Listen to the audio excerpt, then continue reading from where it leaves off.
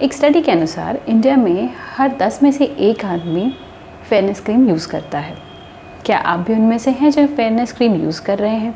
ये हो सकता है किसी के भी कहने पर, आपके कोई लोकल डॉक्टर, आपके फ्रेंड, आपका बॉयफ्रेंड, गर्लफ्रेंड या रिलेटिव, उन्होंने कहा, या मेडिकल स्टोर वाला ऑफ कोर्स, उन्होंने कहा और आपने वो फेयरनेस क्रीम लगाना स्टार्ट कर दिया।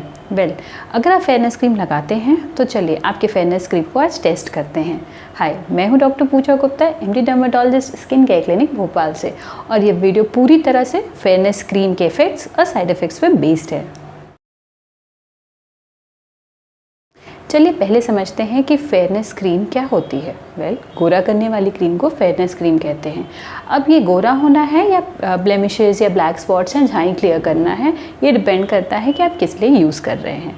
फेयरनेस क्रीम्स को बेसिकली 3 भागों में डिवाइड किया जा सकता है, या ये क्यों कह सकते हैं कि 3 टाइप्स के होते हैं। पहला, वाइट पेस्ट जैसा कि गार्नियर वाइट या फेयर एंड लवली या फेयर एंड हैंडसम। आप जब लगाते हैं चेहरे पर एक सफ़ेद सा ग्लो या सफ़ेद सी शाइन दिखती है, वॉश करते हैं, सब कुछ चला जाता है और स्किन बैक टू नॉर्मल हो जाती है।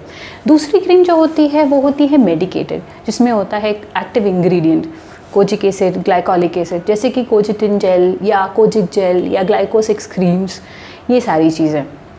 इसको भी किसी डॉक्टर के प्रिस्क्रिप्शन पे ही यूज़ करना चाहिए। और तीसरी क्रीम जिसके बारे में हम आज बात करने वाले हैं वो है स्टेरॉयड बेस्ड क्रीम्स, यानी कि ट्रिपल कॉम्बिनेशन हाइड्रोक्विनोन वाली, वो है क्लोबेटासोल, बीटामिथाजोल और मोमेटासोल, गोरा करने वाली क्रीम। ऐसे बहुत सारे आपने वीडियो देखे होंगे जिसमें दिखाते हैं कि ओवरनाइट आप गोरा हो जाते हैं या 7 दिन में गोरे हो जाते हैं, तो उनकी सच्चाई के लिए है ही ये वीडियो। इन सारे फेयरनेस क्रीम्स में सबसे ज़्यादा ख़राब या साइड इफ़ेक्ट होने वाली क्रीम होती है स्टेरॉयड बेस्ड क्रीम्स, और उसी के बारे में हम डिस्कस करेंगे। कैसे टेस्ट कर सकते हैं कि आपकी क्रीम में भी स्टेरॉयड है? रिज़ल्ट बहुत जल्दी आ जाएगा। आपके चेहरे पर हल्की सी रेडनेस या सफ़ेदी जैसी रहेगी। आप एक भी दिन का गैप करते हैं तो चेहरे पर छोटे छोटे दाने, इरिटेशन, जलन या खुजली होनी स्टार्ट हो जाएगी। आप धूप में नहीं निकल पाएंगे या धूप बर्दाश्त नहीं कर पाएंगे। अगर आपने 7 to 10 डेज़ का गैप किया तो आपकी स्किन पे छोटे छोटे दाने होने स्टार्ट हो जाएंगे। वो ऐसा भी हो सकता है कि जिस स्पॉट पे आपने लगाया है वहीं हो, या ऐसा भी हो सकता है कि आपके पूरे फेस पे पिंपल्स के फॉर्म में होना स्टार्ट हो जाए।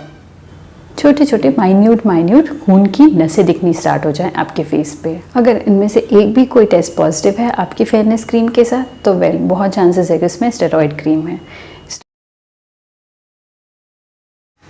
सबसे पहला साइड इफ़ेक्ट जो सबसे पहले दिखने लगता है वो है स्किन की थिनिंग, यानी कि आपकी स्किन की जो लेयर है वो पतली होने लगती है। कैसे पहचानेंगे आप?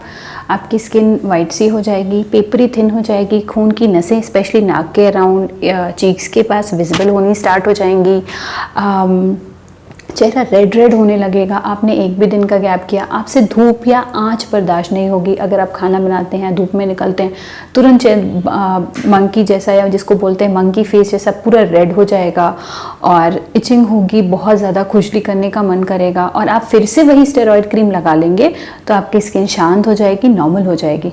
बेसिकली स्टेरॉयड क्रीम जो होती है एक एडिक्शन की तरह होती है।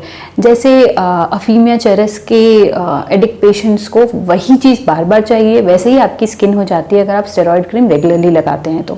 उसको भी सेम क्रीम से ही आराम मिलता है। अगर आप बीच में स्टेरॉयड क्रीम में गैप दे देते हैं तो फिर आपको प्रॉब्लम होनी स्टार्ट हो जाती है, पिंपल्स होने स्टार्ट हो जाते हैं। ये हो सकता है कि जहाँ पे आपने क्रीम लगाई या पूरे फेस पे स्टार्ट हो जाए। ऐसा भी हो सकता है कि छोटे छोटे रेड बम्प्स हों, और ऐसा भी हो सकता है कि बड़े बड़े पस वाले दाने पूरे चेहरे पे होने स्टार्ट हो जाएं। ऐसा तभी होता है जब उसमें सेकेंडरी इन्फेक्शन भी सेट इन कर गया हो। वाइट स्पॉट, आप क्योंकि फेयरनेस के लिए क्रीम लगा रहे हैं तो एक बहुत बड़ा कॉम्प्लिकेशन वाइट स्पॉट यानी कि अर्ली विटलाइगो जैसा भी होने लगता है, यानी कि चेहरे पे कोई एक पैच है जो एकदम ही सफ़ेद हो गया है और वो नॉर्मल स्किन कलर का आ ही नहीं रहा है। और सबसे लास्ट और जो ऑलमोस्ट परमानेंट कॉम्प्लिकेशन है, जो कि सबसे इम्पॉर्टेंट है और लाइफ में कभी नहीं जाता, वो है डार्कनेस ऑफ द फेस। पूरा फेस ब्लैक हो जाता है। आपने ऐसे हो सकता है कुछ पेशेंट्स को देखा हो जिनका पूरा चेहरा काला हो गया है। कितनी भी आप मेडिसिन, क्रीम, ट्यूब, लेज़र वगैरह करा लीजिए, ये पिगमेंटेशन नहीं जाता। अब आप सोचेंगे कि एक वाइटनेस या फेयरनेस कॉज करने वाली क्रीम से आखिर डार्कनेस कैसे हो सकती है? बहुत इजी है। जो भी ये स्टेरॉयड कॉम्बिनेशन वाली क्रीम होती है, जैसे कि स्किन शाइन या स्किन लाइट, इसमें ट्रिपल कॉम्बिनेशन होता है, यानी कि 3 पार्ट्स होते हैं, हाइड्रोक्विनोन, ट्रिटेनॉइन और तीसरा है स्टेरॉइड। जो स्टेरॉइड होता है वो तो स्किन की थिनिंग कर देता है। जो हाइड्रोक्विनोन होता है वो बेसिकली वाइटनिंग एजेंट होता है, वो ही आपके मेलानोसाइट्स को कम करता है और गोरापन लाता है। जब आप उसको बहुत लंबा लगाते हैं, 1 महीना या 1.25 महीने से ज़्यादा, तो स्किन की डीपर लेयर्स में वो पेनेट्रेट करके वहाँ छोटे छोटे माइक्रो ग्लोब्यूल्स के फॉर्म में डिपॉजिट हो जाता है। और अगर एक बार ये कंपाउंड आपकी स्किन में डिपॉजिट हो गया तो ये रिमूव नहीं होता किसी भी तरीके से, इसलिए आपको आता है पूरा होल फेस ब्लैकनेस। इसलिए इस साइड इफेक्ट से दूर रहने के लिए सबसे अच्छा तरीका है कि स्टेरॉइड क्रीम को यूज़ ना किया जाए। अब आपको पता लग गया कि आप स्टेरॉइड क्रीम लगा रहे हैं, तो अब आप क्या कर सकते हैं? सडनली स्टेरॉइड क्रीम को नहीं छोड़िएगा, इसको धीरे धीरे टेपर करके ही छोड़ा जाता है। अगर आपने कम टाइम के लिए लगाएं, जैसे कि 1-1.25 महीना, 2 से 3 महीना, ये बहुत इंपॉर्टेंट करता है आपके चेहरे पे कितने इफेक्ट्स आ रहे हैं, लगाने के तरीके पे भी डिपेंड करता है। कौन सी क्रीम लगाई है, कितने दिन लगाई है, दिन में कितनी बार लगाई है, और कितनी मल के या मसाज करके क्रीम को लगाया गया है, उस पर डिपेंड करता है कि आपके फेस पे साइड इफेक्ट्स कब आने शुरू होंगे। बहुत सारे ऐसे पेशेंट्स होते हैं जिनको 1-1.25 महीने में ही साइड इफेक्ट आने स्टार्ट हो जाते हैं, और कुछ ऐसे पेशेंट्स होते हैं जो साल, 1.25 साल, 2 साल तक क्रीम लगाते रहते हैं और उनको हल्के फुल्के साइड इफ़ेक्ट्स ही आते हैं। तो ये बात बहुत गौर करने की है। दूसरा चीज़ कि अगर आपको साइड इफ़ेक्ट्स आ रहे हैं तो पहले मेडिसिन की क्वांटिटी कम करिए, नंबर ऑफ़ टाइम्स कम करिए। जैसे अगर आप रोज़ लगा रहे हैं तो एक दिन छोड़ के लगाइए। अगर आप दिन में 2 बार लगा रहे हैं तो दिन में 1 बार कर लीजिए। हफ्ते में 2 बार लगा रहे हैं तो हफ्ते में 1 बार कर दीजिए। ऐसा आप 10 दिन करिए। उसके बाद से क्या करिए कि आप उसको एकदम ही बंद कर दीजिए। जब आप इसको बंद करेंगे या बंद करना शुरू करेंगे तो आपकी स्किन को उसकी और रिक्वायरमेंट बढ़ जाएगी। ऐसी कंडीशन में आपको रेडनेस होना, इचिंग होना, जलन होना, कोई भी नॉर्मल क्रीम सूट नहीं करना, आप नॉर्मल मॉइस्चराइज़र तक नहीं लगा पाएंगे, चेहरे को फेस वॉश नहीं कर पाएंगे, हद से ज़्यादा इचिंग होगी, बर्दाश्त नहीं होगा, मन करेगा कि आप वापस से वो स्टेरॉइड क्रीम लगा लें। तो ये हो सकता है। इसके लिए सबसे ज़्यादा ज़रूरी है कि अगर आप लॉकडाउन के टाइम पे हैं और आप डॉक्टर को नहीं दिखा सकते तो सबसे ज़्यादा ज़रूरी है पहले एक ब्लैंड मॉइस्चराइज़र स्टार्ट करिए, जैसे कि वैसलीन हो गया या निविया का सॉफ्ट मॉइस्चराइज़र, ऐसा कुछ ब्लैंड सा जिसमें ज़्यादा नॉन कोमेटोजेनिक हो, नॉन स्मेल वाला हो। इसके साथ सनस्क्रीन बहुत ज़रूरी है, तो मॉइस्चराइज़र लगा के सनस्क्रीन रेगुलरली लगाइए ताकि आपको धूप या आंच जो डायरेक्ट स्किन पे पड़ रही है वो ना पड़े, उससे प्रोटेक्शन हो, फोटो डैमेज से आप बच सकें, जिससे पिगमेंटेशन कम हो। तो ऐसे सिचुएशन में लैक्टोकैलामीन या नॉर्मल प्लेन कैलामीन लोशंस वाले जो होते हैं सनस्क्रीन, वो सबसे अच्छे होते हैं। ना कोई मेडिकेटेड सनस्क्रीन, ना कोई कॉस्मेटिक कंपनी का सनस्क्रीन, जस्ट लैक्टोकैलामीन या कैलामीन लोशन आप लगा सकते हैं। इसके अलावा अर्लीस्ट टू अर्लीस्ट आप लोकल डर्माटोलॉजिस्ट, क्वालिफाइड डर्माटोलॉजिस्ट को ही दिखाएंगे। अगर आप लोकल क्वैक या लोकल डॉक्टर या खुद को कॉस्मेटोलॉजिस्ट कहने वाले लोगों को दिखाएंगे तो वो क्या करेंगे, वो आपको ये स्टेरॉइड क्रीम बंद करके दूसरा स्टेरॉइड क्रीम शुरू कर देंगे, क्योंकि उनको इसके अलावा कुछ पता ही नहीं है। वो हर प्रॉब्लम में चेहरे पर स्टेरॉइड क्रीम ही देते हैं, चाहे वो पिंपल्स हो, चाहे वो पिगमेंटेशन हो, झाई हो, काला दाग हो या कुछ भी हो। अब आप डॉक्टर के पास जाएंगे तो वो आपका ट्रीटमेंट कैसे स्टार्ट करते हैं। देखिए, सबसे पहले तो वो आपकी स्किन टाइप देखकर आपके कितना साइड इफ़ेक्ट स्टेरॉइड का आ गया है उस पर डिपेंडिंग आपको एक सनस्क्रीन, एक मॉइस्चराइज़र, एक माइल्ड फेस वॉश वगैरह रिकमेंड करेंगे। इचिंग होगी तो आपको इचिंग के लिए टैबलेट देंगे। अगर आपके चेहरे पर रेड बम्स या पस वाले दाने आ रहे हैं तो आपको एंटीबायोटिक और एंटी माइट क्रीम भी देनी, टैबलेट्स और क्रीम्स भी देनी पड़ सकती हैं, जैसे कि मेट्रोनिडाजोल वगैरह हो गया। टैबलेट में एंटीबायोटिक में डॉक्सीसाइक्लिन हो गई। अगला जो स्टेप रहेगा वो है स्टेरॉइड को हटाने वाली क्रीम। ऐसी 2-3 प्रिस्क्रिप्शन की क्रीम्स आती हैं जो कि सिर्फ प्रिस्क्रिप्शन पे ही मिलती हैं, OTC नहीं मिलती हैं, या ऐसी क्रीम्स को आपको देंगे ताकि आपको स्टेरॉइड का साइड इफ़ेक्ट हटे और धीरे धीरे स्किन आपकी नॉर्मल हो, उसको स्टेरॉइड की रिक्वायरमेंट कम होती जाए। तो ये क्रीम स्टार्ट करेंगे। इसके अलावा आपको जो रेडनेस हो रही है, जो पूरे चेहरा रेड हो रखा है, खून की नसें ऊपर सुपरफिशियल हो गई हैं, तो बहुत ज़्यादा लालीपन आ गया है, खून की नसें दिख रही हैं, उसके लिए आपको एक जेल या क्रीम स्टार्ट कर देंगे।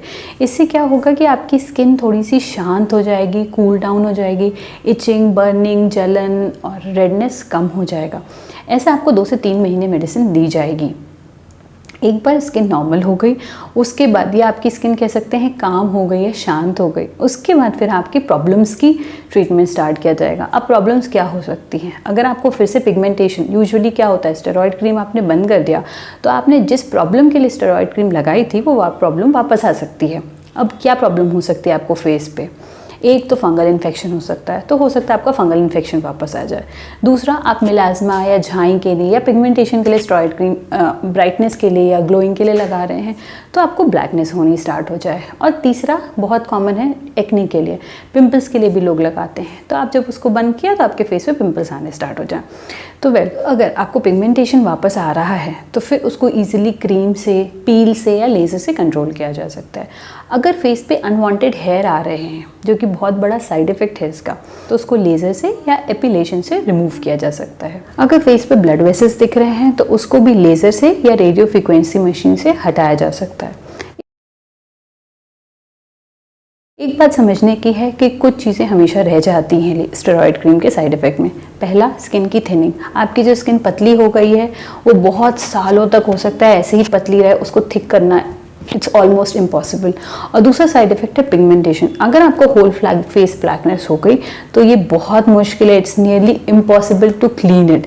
ये लाइट हो जाएगा, हल्का कम हो जाएगा, परमानेंटली क्लियर होना इज इम्पॉसिबल। तो उस साइड इफ़ेक्ट तक बिल्कुल भी नहीं पहुँचना है।